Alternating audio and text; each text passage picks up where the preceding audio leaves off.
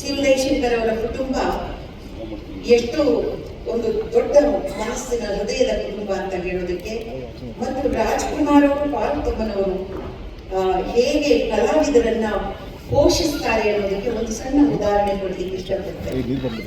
ಪ್ರೇಮದ ಕಾಣಿಕೆ ಚಿತ್ರಕ್ಕೆ ನಾನು ಆಯ್ಕೆಯಾಗಿದ್ದೆ. ನಾನು ಆಯ್ಕೆಯಾಗಿದ್ದಾಗ ಆ ಚಿತ್ರಕ್ಕೆ ನನಗೆ ಸ್ಕೀಯಿಂಗ್ ಬೇಕಾಗಿತ್ತು, ಯಾಕಂದ್ರೆ ಅದು ಸಿಂಗಾದಲ್ಲಿ ಶೂಟಿಂಗು. ಸ್ಕೇಟಿಂಗ್ ಕಲಿಸ್ಬೇಕಾಗಿತ್ತು. ಸ್ಕೇಟಿಂಗ್ ಇರೋದು ಚಿಕ್ಕಮಗಳೂರಿನಲ್ಲಿದ್ವಿ ನಾವು, ಏನೂ ಗೊತ್ತಿಲ್ಲ ಅಂತ ಒಂದು ಪ್ರಾಂತ್ಯದಿಂದ ಬಂದವಳಿಗೆ ರಾಜ್ಕುಮಾರ್ ಹೀರೋ ಮನೆಯಲ್ಲಿ ಒಬ್ಬ ನಾಯಕಿಯಾಗಿ ಬಂದವನ್ನ ಇಟ್ಕೊಂಡ್ರೆ ಜನ ಏನಂತಾರೋ ಅನ್ನುವಂಥ ಭಯ. ಪಾರ್ವತಮ್ಮ ರಾಜ್ಕುಮಾರ್ ಅವರು ಉದಯಶಂಕರ್ ಅವ್ರ ಹತ್ರ ಅವ್ರ ತಾಯಿ ಹತ್ರ ಹೋಗಿ ಕೇಳ್ಕೊತಾರೆ, ಆ ಜಯಮಾಲನು ಅವ್ರ ಅಕ್ಕ ರಕ್ತಮಾಲನು ಇಲ್ಲೇ ನಿಮ್ಮ ಮನೆಯಲ್ಲಿ ಒಂದು ತಿಂಗಳು ಇಟ್ಕೊಡಿ ಅಂತ. ಅದು ಎಷ್ಟು ದೊಡ್ಡ ಮನಸ್ಸು ಉದಯಶಂಕರ್. ಆಗ ಅವ್ರ ತಂದೆ ಇದ್ರು, ಅವ್ರ ತಾಯಿ, ಅವ್ರ ಅಕ್ಕ, ಅವ್ರ ಹೆಂಡತಿ ಶಾರದಮ್ಮನವರು, ಇವರೆಲ್ಲ ಮಕ್ಕಳು, ನಮ್ಮ ಗುರು ಅವರೆಲ್ಲರೂ ಇದ್ರು. ಇವರೆಲ್ಲರೂ ಕೂಡ 1.5 ತಿಂಗಳು ನಮ್ಗೆ ಅನ್ನ ಹಾಕಿ ಸಾಕಿದ್ದಾರೆ. ಹೇಗೆ ಬರೆಯೋದು ಹೇಳಿ? ಮನುಷ್ಯನ ಸಹಾಯವನ್ನ, ಮನುಷ್ಯನ ಅನ್ನದ ಋಣವನ್ನ ನಾವು ಯಾವತ್ತೂ ಮರೀಲಿಕ್ಕೆ ಸಾಧ್ಯವಿಲ್ಲ. ಹೀಗೆ ಅದು ರಾಜ್ಕುಮಾರ್ ಅವರ ಬಹಳ ದೊಡ್ಡ ಗುಣ. ಒಂದು ಬಡತನದಿಂದ ಬಂದಿರತಕ್ಕಂಥ ಹೆಣ್ಣುಮಗಳು, ಆಕೆಯಲ್ಲಿ ಪ್ರತಿಭೆ ಇದೆ, ಆಕೆಯನ್ನು ಬೆಳೆಸಬೇಕು. ಈ ಚಿತ್ರಕ್ಕೆ ಆಯ್ಕೆ ಆಗಿದ್ದಾಳೆ. ಆದ್ರೆ ಒಂದು ನಾಯಕನ ಮನೆಯಲ್ಲಿ ಅಲ್ಲಿ ಇಟ್ಕೊಳಕ್ಕಾಗಲ್ಲ. ಅವ್ರ ಮನೆಯಲ್ಲಿ 100 ಜನ ಇದ್ದಾರೆ, ಆದ್ರೆ ಈ ಸಮಾಜ ನೋಡುವ ದೃಷ್ಟಿಕೋನನೇ ಬೇರೆ ನೋಡಿ. ಅದಕ್ಕಾಗಿ ಅವ್ರ ಮನೆಯಲ್ಲಿ ಇಟ್ಟಿದ್ರು. ನಾನು ಯಾವತ್ತೂ ಕೂಡ ಮರೆಯೋದಿಲ್ಲ ಸರ್, ಆ ಋಣವನ್ನ ನನಗೆ ಯಾವತ್ತೂ ನೆನಪಾಗುತ್ತೆ. ರಾಜ್ಕುಮಾರ್ ಅವರು ಹೇಗೆ ರೂಪುಗೊಂಡ್ರು, ಸರಸ್ವತಿ ಅವರಿಗೆ ಹೇಗೆ ಒಲಿದ್ಲು, ಇದರ ಕುರಿತಂತೆ ಅನೇಕ ಪುಸ್ತಕಗಳು ಬಂದಿದೆ. ಆದ್ರೆ ಈ ಪುಸ್ತಕವನ್ನ ನಾನು ನೋಡಿದಾಗ, ಇದರ ಮುಖಪುಟವನ್ನ ನಾನು ನೋಡಿದಾಗ ಆ ರಾಜ್ಕುಮಾರ್ ಅವರಲ್ಲಿ ಇರ್ತಕ್ಕಂತಹ ಮುಗ್ಧ ಮುಖ, ಎಲ್ಲೋ ಒಂದ್ ಕಡೆ ರಾಜ್ಕುಮಾರ್ ಅವ್ರನ್ನ ನಾವು ಜೀವಂತವಾಗಿ ನೋಡ್ತೀವಿ ಅಂತ ಅನ್ಸುತ್ತೆ. ಅಂತಹ ರಾಜ್ಕುಮಾರ್ ಅವ್ರದ್ದು ಆ ಮುಖಪುಟ ಅಷ್ಟೊಂದು ಆಕರ್ಷಣೀಯವಾಗಿ ಬಂದಿರ್ತಕ್ಕಂಥದ್ದು ತುಂಬಾ ನಮ್ಗೆ ನೋಡಿದಾಗ ಸಂತೋಷ ಆಗುತ್ತೆ. ಸುಂದರವಾಗಿ ಬಂದಿರ್ತಕ್ಕಂಥ ಈ ಪುಸ್ತಕ ಇಂತಹ ರಾಜ್ಕುಮಾರ್ ಬಗ್ಗೆ ನಮ್ಗೆಲ್ಲ ತಿಳಿದಿದೆ ಅಂತ ನಾವು ಅನ್ಕೊಂಡಿದ್ವಿ.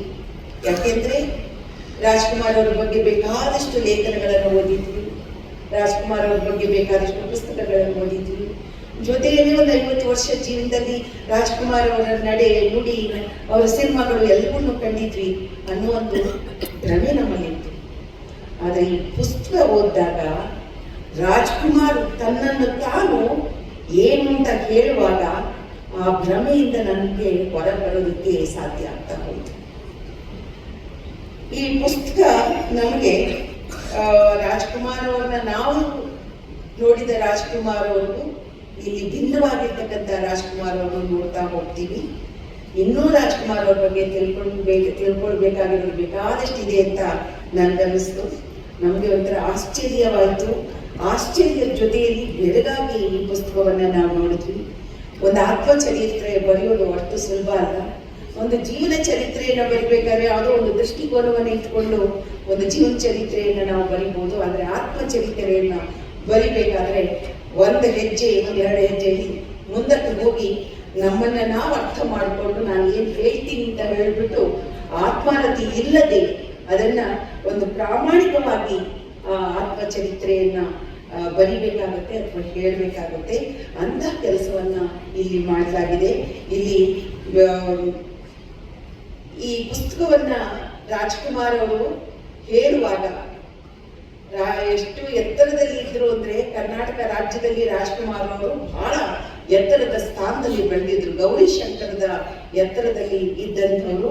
ಅವ್ರದ್ದೇ ಆದಂತಹ ಒಂದು ದೊಡ್ಡ ಇಮೇಜ್ ಅನ್ನ ಅವರಿಗೆ ಬಂದಿತ್ತು. ಅದನ್ನ ಇಡೀ ಚಿತ್ರರಂಗ ಆ ಇಮೇಜ್ನ ಅವರನ್ನ ಬೆಳೆಸಿದ್ರು.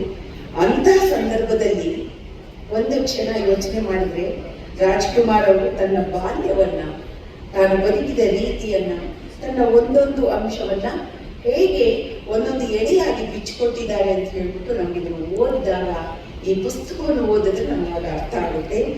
ನನಗಂತೂ ಈ ಪುಸ್ತಕದಲ್ಲಿ ತುಂಬಾ ಖುಷಿ ಕೊಟ್ಟಿರೋದು, ರಾಜ್ಕುಮಾರ್ ಅವರು ತನ್ನ ಬಾಲ್ಯವನ್ನ ಹಿಂತಿರುಗಿ ನೋಡಿ ಎಷ್ಟು ಪ್ರಾಮಾಣಿಕವಾಗಿ ಹೇಳಿದ್ದಾರೆ. ಈ ವಿಷಯ ನಮ್ಗೆ ಗೊತ್ತೇ ಇರಲಿಲ್ಲ. ಅಂದ್ರೆ ರಾಜ್ಕುಮಾರ್ ಅವರ ಬಾಲ್ಯದ ತುಂಟಾಟ, ಬಾಲ್ಯದಲ್ಲಿ ಅವರ ತರಲೆ ಮತ್ತು ಅವರ ಆಹಾರದ ಮೇಲೆ ಇದ್ದಂಥ ಆಸೆ, ಅವರಿಗೆ ಕುರುಕುಲು ತಿಂಡಿ ಮೇಲಿನ ಪ್ರೀತಿ, ಅದಕ್ಕಾಗಿ ಅವರು ಪಟ್ಟ ಪಾಡು, ಆ ಪಟ್ಟ ಪಾಡು ಗಾಜನೂರಿಂದ ಹಿಡಿದು ಸಿಂಗನಲ್ಲೂರು ನಂಜನಗೂಡುವರೆಗೂ ಅವರ ತುಂಟಾಟಗಳು ಹೇಗಿದ್ವು ಅನ್ನೋದನ್ನ ಬಹಳ ಸ್ವಾರಸ್ಯವಾಗಿ ಕಟ್ಕೊಟ್ಟಿದ್ದಾರೆ, ಹೇಳಿದ್ದಾರೆ. ಅಂದ್ರೆ 5 ವರ್ಷದಿಂದ 12ರಿಂದ 13 ವರ್ಷದವರೆಗೆ ರಾಜ್ಕುಮಾರ್ ಅವರು ಎಷ್ಟು ತನ್ನ ಬಾಲ್ಯದಲ್ಲಿ ಹೇಗಿತ್ತು ಅನ್ನೋದನ್ನು ಹೇಳ್ತಾರೆ. ನನಗೆ ರಾಜ್ಕುಮಾರ್ ಅವರ ಈ ಇದರಲ್ಲಿ ನನಗೊಂದು ಸಂತೋಷ ಆಗೋದೇನಂತಂದ್ರೆ, ಒಂದೊಂದು ಚಾಪ್ಟರ್ ಅನ್ನು ಬರಿಬೇಕಾದ್ರೆ ರಾಜ್ಕುಮಾರ್ ಅವರು ಇದನ್ನ ಹೇಳುವಾಗ ಸಾಧಾರಣವಾಗಿ ಆತ್ಮಚರಿತ್ರೆಯನ್ನು ಹೇಳುವಾಗ ತಾನೇ ಹೇಳ್ತಾರೆ. ಇಲ್ಲಿ ಬಹಳ ವಿಶೇಷತೆ ಅಂದ್ರೆ, ಇಲ್ಲಿ ಆತ್ಮಚರಿತ್ರೆ ಪ್ರಾರಂಭ ಆಗೋದು ಅವರ ತಾಯಿ ಕೈಯಿಂದ ಶುರು ಮಾಡಿಸ್ತಾರೆ. ಅವರ ತಾಯಿ ಆ ಆತ್ಮಚರಿತ್ರೆಯನ್ನ ತನ್ನ ಮಗ ಹೇಗೆ ಹುಟ್ಟಿದ, ನಾವು ಹೇಗಿದ್ವಿ, ನಾವು ಎಲ್ಲಿದ್ವಿ ಅಂತ ಹೇಳ್ಬಿಟ್ಟು ತಾಯಿ ಕೈಯಿಂದ ಮೊದಲನೇ ಚಾಪ್ಟರ್ನ ಪ್ರಾರಂಭ ಮಾಡ್ತಾರೆ. ಬಹಳ ಸ್ವಾರಸ್ಯವಾಗಿರ್ತಕ್ಕಂಥ ವಿಚಾರಗಳನ್ನ ಅವ್ರ ತಾಯಿ ಲಕ್ಷ್ಮಣ್ ಅವರು ಹೇಳ್ತಾ ಹೋಗ್ತಾರೆ. ಅವರು ಹರಕೆ ಹೊತ್ತಿರೋದು, ನಂತರ ಮಗ ಹುಟ್ಟಿರೋದು, ಇದನ್ನೆಲ್ಲ ಬಹಳ ಸೊಗಸಾಗಿ ಕಟ್ಟಿದ್ದಾರೆ. ಇದರ ನಡುವೆ ನಮ್ಗೊಂದು ಹೇಳ್ಬೇಕು ಅಂತಂದ್ರೆ, ನಾನು ರಾಜ್ಕುಮಾರ್ ಅವ್ರ ಮನೆಯಲ್ಲಿ ಹೋದಾಗ ರಾಜ್ಕುಮಾರ್ ಅವ್ರ ತಾಯಿ ಒಂದು ಮಾತು ಹೇಳ್ತಿದ್ರು, ಪಾರ್ವತಮ್ಮ ಅವ್ರ ಹತ್ರ ಮತ್ತೆ ಎಲ್ಲಾನು ಕೂರಿಸ್ಕೊಂಡು ಒಂದು ಹೇಳೋರು. ರಾಜ್ಕುಮಾರ್ ಅವರು ಅವರ ಗರ್ಭದಲ್ಲಿ ಇದ್ದಾಗ ಎಲ್ಲಿಗೆ ನೋವು ಕಾಣಿಸ್ಕೊಳ್ತೆ ಅವ್ರಿಗೆ.